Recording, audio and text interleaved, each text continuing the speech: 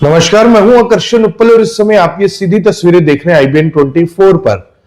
किसी को हिप्नोटाइज करना यानी किसी को सम्मोहित करना, आपने इस तरह की बहुत सारे खबरें देखी होंगी कि कोई शख्स आया, उसने उसे सम्मोहित किया, उसे हिप्नोटाइज किया और उसके साथ कोई भी गलत एक्टिविटी कर दी।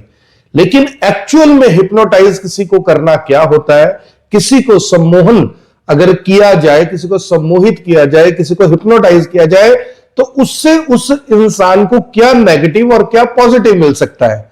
आज इसी बात पर हमें जानकारी देने के लिए यमुनानगर से खास तौर पर हमारे ऑफिस पहुंचे रणवीर सिंह विर्क, जो इस समय मेरे साथ मौजूद है। और विर्क साहब, तो यही बताने के लिए मेरे साथ रणवीर जी IBN24 पर आपका स्वागत है। नमस्कार उत्तर जी, बहुत बहुत धन्यवाद। मैं आपके माध्यम से अपने दर्शकों को भी नमस्कार, आदाब, सत श्री अकाल कहना चाहता हूं। तो मैं चाहूंगा कि आप इसको ब्रीफ में बताएं कि हिप्नोटाइज क्या है और इससे क्या पॉजिटिव वाइब्स, क्या पॉजिटिव इफेक्ट्स हम ले सकते हैं। उपल साहब, पहली बात तो मैं सबको ये बता दूं कि हिप्नोटिज्म के बारे में दुनिया में एक ना गलत फहमी है कि सम्मोहित नाम सुन के लोग ये सोचते हैं कि शायद किसी का वशीकरण है या ये कुछ जादू है या तंत्र मंत्र है। लेकिन हिप्नोटिज्म एक प्योर साइंस है। इसको आप समझ लीजिए कि आपके माइंड के 3 पार्ट हैं। एक कॉन्शियस माइंड है जो लॉजिकल पार्ट है और जो तर्क वितर्क करता है, दूसरा है इसमें सबकॉन्शियस माइंड, तीसरा है अनकॉन्शियस माइंड। अनकॉन्शियस की हम यहाँ पे बात नहीं कर रहे, हम बात कर रहे हैं कॉन्शियस और सबकॉन्शियस माइंड की। देखिए, आप सारा दिन में जो भी काम कर रहे हो ना, वो कॉन्शियस माइंड करता है। और कुछ काम ऐसे हैं जो आप बार बार करते हो। जैसे आप बार बार कोई काम करते हो तो वो कॉन्शियस माइंड अब उस काम को स्टोर करने के लिए सबकॉन्शियस में भेज देता है। यानी सबकॉन्शियस माइंड आपकी स्टोरेज मेमोरी है। हर बात जो कॉन्शियस माइंड स्टोर करना चाहता है वो सबकॉन्शियस माइंड में भेज देता है।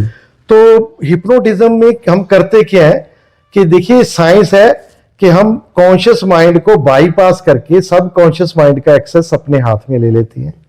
और इसको मैंने पहले भी एक एग्जांपल दिया था किसी और चैनल पे कि मान लीजिए आपने किसी के घर में जाना है और वहां पे उसके घर के सामने एक डॉगी बंधा हुआ है और डॉगी को आप मान लीजिए कि कॉन्शियस माइंड है। और कॉन्शियस माइंड यानी डॉगी, वो आपको अगर घर में जाओगे तो भौंकेगा, यानी कॉन्शियस माइंड आपको अलाउ नहीं करेगा कि आप सब कॉन्शियस का एक्सेस लें। तो हम करते क्या है कि कॉन्शियस माइंड को बिजी करके, यानी डॉगी को कोई या तो कोई चीज खाने के लिए देंगे ताकि वो बिजी हो, और ऐसी कॉन्शियस माइंड को बिजी करके हम सब कॉन्शियस का एक्सेस अपने हाथ में लेते हैं और उसी को हिप्नोटिज्म। कि सब कॉन्शियस माइंड हमारा जो काम करता है उसमें सारे इमोशंस सब कॉन्शियस में पड़े हैं, बिलीव्स आपके सब कॉन्शियस में पड़े हैं, पास्ट की मेमोरीज आपकी सब कॉन्शियस में पड़ी है, और जो काम आप ऑटोमेट मोड पे करते हो सारे सब कॉन्शियस माइंड करता है। तो होता क्या है कि कुछ लोग आजकल, देखिए उपल साहब, जीवन में स्ट्रेस तो वैसे ही बहुत ज्यादा है। तो उस स्ट्रेस के कारण या किसी एक थॉट के कारण कई बार हम रात को पूरी रात सो ही नहीं सकते। कुछ लोग स्लीपिंग पिल्स खाते हैं। डॉक्टर्स की, देखिए मैं डॉक्टर्स के खिलाफ नहीं बोल रहा जी, क्योंकि उनकी अपनी एक मेडिकल साइंस है। लेकिन जो साइंस मैं बता रहा हूं, मेरा कहने का मतलब ये अभी आ रहा है कि हमारे दिमाग के अंदर नेचर ने, कुदरत ने हर एक बीमारी के लिए केमिकल बना के भेजा है। होता क्या है कि हम अपनी जीवन शैली को इतना डिस्टर्ब कर लेते हैं कि वो हमारा ब्रेन जो है वो केमिकल्स रिलीज ही नहीं करता। जब वो रिलीज नहीं करेगा तो हमें उसी तरह की अपोजिट बीमारियां लगनी शुरू हो जाएंगी।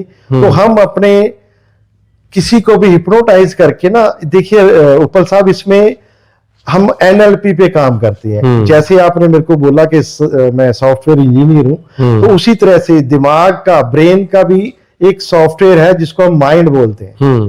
तो माइंड में रीप्रोग्रामिंग करके हम बहुत सारी बीमारियां जो साइकोसोमैटिक है, देखिए बायोलॉजिकल बीमारी कोई भी ठीक नहीं कर पाता, डॉक्टर ही करेंगे उसको, चाहे वो एलोपैथी में करें चाहे वो आपके आयुर्वेद में, उसके लिए नहीं किसी को कह रहा। लेकिन साइकोसोमैटिक बहुत सारी बीमारियां, जैसे स्ट्रेस है, किसी को कोई आपकी पास्ट की बहुत ऐसी मेमोरी है जो आप भूल नहीं पा रहे, तो हम रीप्रोग्रामिंग करके NLP यानी न्यूरो लिंग्विस्टिक प्रोग्रामिंग के द्वारा उसको ठीक कर सकते हैं।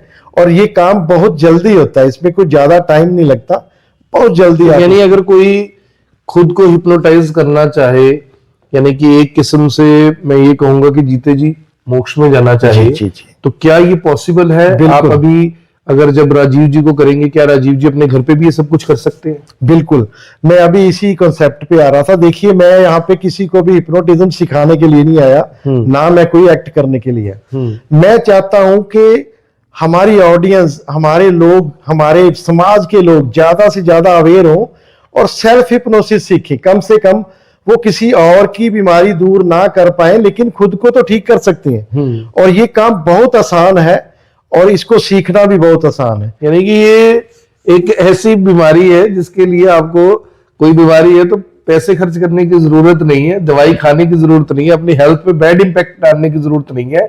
आप एक किस्म से अपने आप की, अपनी आत्मा को, अपनी अंतरात्मा के नजदीक जाकर उसे ठीक कर सकते हो। बिल्कुल बिल्कुल, मैंने आपको बताया था कि हमारे ब्रेन में ही सारे केमिकल मौजूद हैं। देखिए, मैं बताऊं आपको, हमारे ब्रेन में भी एक, मान लो एक टैंक है छोटा सा, जिसके अंदर सारे केमिकल्स हैं, खुशी के केमिकल, जैसे डोपामिन है, सेरोटोनिन है। तो ये अब जब होता क्या है कि खुशी के कम हुए तो गमी का कार्टिसोल बढ़ जाएगा आपका, तो आप एकदम गम में डूब जाओगे। जब आपका खुशी का बढ़ेगा तो कार्टिसोल कम होगा, आप बिल्कुल फ्रेश माइंड में हो जाओगे। तो इसके एनएलपी से हम ये सारी चीजें कर सकते हैं और ये पॉसिबल है, बहुत ही आसान तरीका। देखिए, मैं मेडिटेशन जैसे आप करते हो तो उसमें कई बार आपको उस समाधि में, उस जगह पे पहुंचने में हो सकता है पौना घंटा लग जाए, 40 मिनट 20 मिनट में भी हो जाए वो। लेकिन सेल्फ हिप्नोसिस में आप विद इन फ्यू सेकंड्स उस समाधि को प्राप्त कर सकते हैं।